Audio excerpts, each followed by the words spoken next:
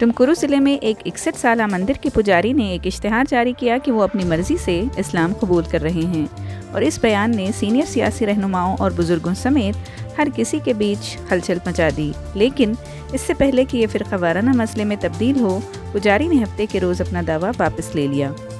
बेंगलुरु से 60 किलोमीटर दूर हिरेहल्ली गांव के ओमकारेश्वरा मंदिर के पुजारी HR चंद्रशेखरैया ने जुम्मा को एक मकामी रोज़नामे में एक नोटिफिकेशन जारी किया जिसमें कहा गया कि उन्होंने ज़ाती मसाइल की वजह से जुमेरात को इस्लाम कबूल कर लिया है और नाम मुबारक पाशा रखा गया है।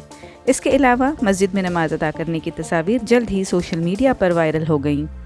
बताया जाता है कि पुजारी 2 छोटे भाइयों से मंदिर के पुजारी के ओहदे और जायदाद के मामलात पर झगड़े के बाद बहुत नाराज़ थे। वालिद के बनाए हुए मंदिर के पुजारी का ओहदा 4 साल से भाइयों ने मांग लिया था और अब चंद्रशेखरैया का भतीजा पुजारी बन चुका है।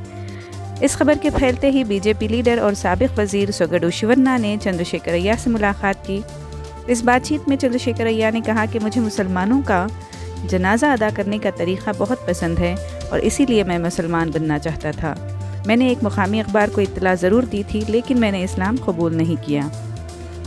इस सवाल पर कि मस्जिद के सामने टोपी पहने क्या कर रहे थे, तो कहा कि एक नई मस्जिद के इफ्तिताह के लिए मदऊ किया गया था।